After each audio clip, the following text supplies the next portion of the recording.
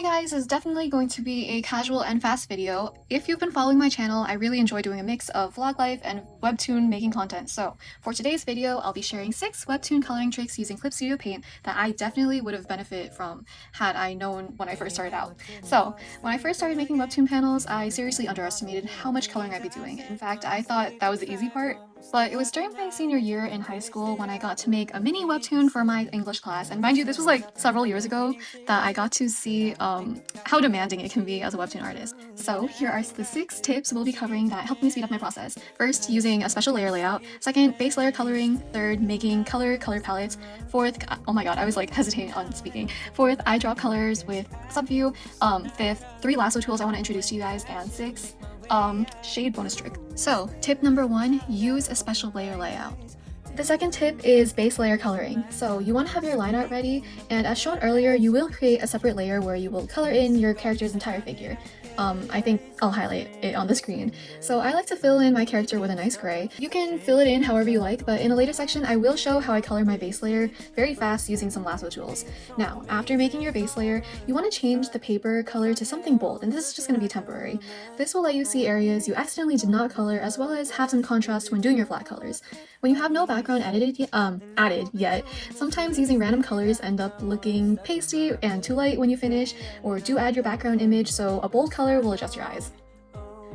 Tip number 3, making character color palettes. You're going to be drawing a lot, especially your main characters, so having sets for the colors they mainly use helps a lot with time and consistency.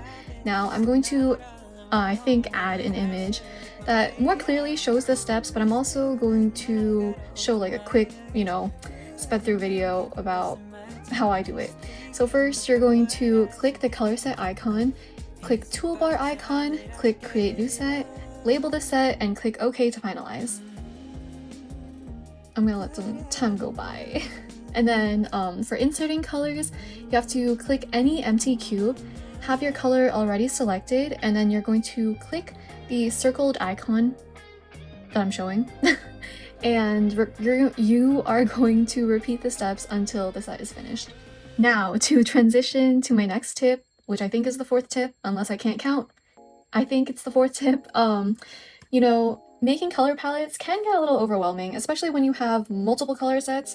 It can just be, annoying. Like, why would you do that to yourself? So I often use subview and I eyedrop colors for panels with many characters and a lot of coloring. So yes, our 4th tip, eyedrop colors with subview. Sometimes you don't want to keep on opening palettes, you just have too many characters and you want to hover over a color and select quickly. So you're going to do this. I can't stop laughing. You're going to, first click window, then you're going to click subview, and then voila, it's there. From there, you can import any image you have or any existing Clip Studio Paint file, and you must remember to select the eyedrop icon. Once you select the eyedrop icon, you can automatically hover over any color and it will select it for your brush or tool that you're using. By the way, I love to make little chibi versions of my characters, specifically showing their skin and hair colors, as those are the most consistent color parts that I use. So yeah, that's mine. Sorry that I talk fast, I have ADHD. I'm pretty sure that this is the fifth tip, and this is the 3 lasso tools I want to introduce. So even with a base layer to rely on, using a brush all the time and or selecting with a lasso and then filling it in afterwards can become tiring and not as fast. So there are 3 lasso tools I highly recommend, which speed up the coloring process. As a webtoon artist, it's almost a must, honestly.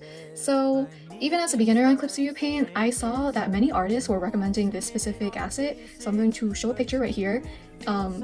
Now, this is like the best thing for instant color blocking. For example, when you filled in your base layer, if you don't want to manually fill in each area again, definitely use this tool, and I'll show right here, unless it's already playing.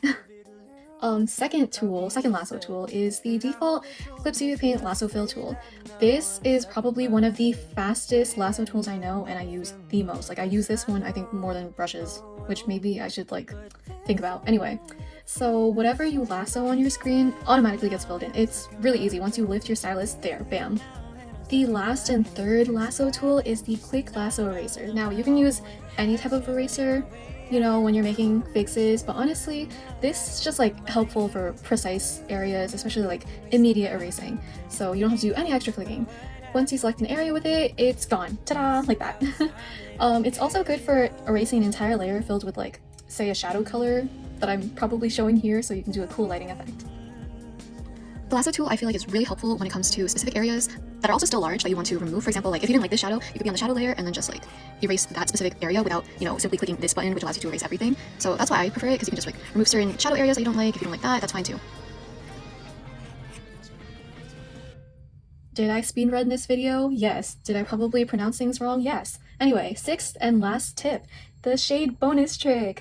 I really am happy that I do this now because I don't know how I was even shading well before. So if you notice, I value shading and highlighting without my color layer visible. Like, I genuinely cannot do it with my color layout layer visible. Maybe I have a video that I'm already saying. I feel like I personally get distracted by all the different colors and all the different, I guess, material that you have with your clothes. So I would just remove that and just shade on a regular base layer so it just looks like this. Compared to and then you can add back your color layout just to see how it looks, and I think it looks like much better, and I feel like I wouldn't be able to do the shadows as fast as I did had I had the color layout layer on. It was definitely a lot easier to shade on a base layer, especially when it came to my most complex, I guess, complex-ish drawings. For example, it's here, and then when I add the color layout, wow, like I feel like I would have been a little bit more overwhelmed and more particular about where to shade and what colors match. Meanwhile, if you shade with a base layer, it's just a lot easier. Like this one, I really liked how like the shading looked here. Sorry. Like this looks good too. This one was really cute and I enjoyed doing this one. I separated the body and the bed. And then when I add the color, it just feels a lot easier for me. Anyway, thank you so much for coming to the end of the video. If you did, honestly, it's okay, I understand it. But hopefully those really helped you. I definitely think that I definitely think that when I started, you know, making webtoons-ish back in like high school when it was a project, I struggled a lot because I just didn't know these ones. I was taking the long route, which, you know, fine, but again, I had a deadline to meet and this is like a real world job for people, so definitely think that these tips would at least slightly help. If you have any questions, feel free to comment. I will help you as much as I can. I love helping people. I think I'm just rambling. Yeah. Thank you so much. Okay, bye!